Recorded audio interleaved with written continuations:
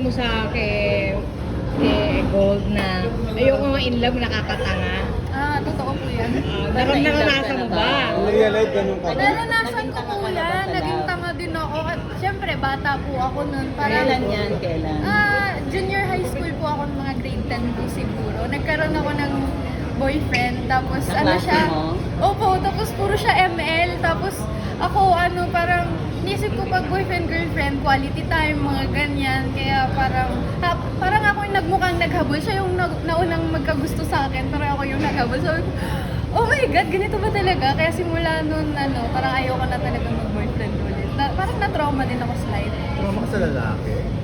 Opo, kasi feeling ko sa una lang lahat At first ba yun? First boyfriend mo yun? Opo. Pero wala namang nangyaring ka-trauma-trauma, di ba? I mean, yung sobrang traumatic. Wala naman Hindi ka po. naman naisaan. Ay, hindi po. Kasi, Kaya nga kasi sa unang press ka, Oo. sinabi mo na oo. Nag-promise po kasi ako sa mama ko na hindi muna ako magpapaisa sa kahit kanino. In real life ba, may sinabihan ka ng I love you, tapos sinabihan ka lang ng okay lang? Wala po. Kasi hindi po ako mahilig mag-first move. Dapat sila. So yun pala nga naging boyfriend mo?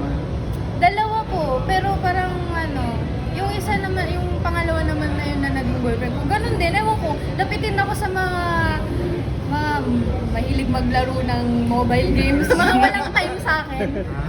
Parang natatakot ka na. Ngayon ba, na-asi Acosta ka na? Oo.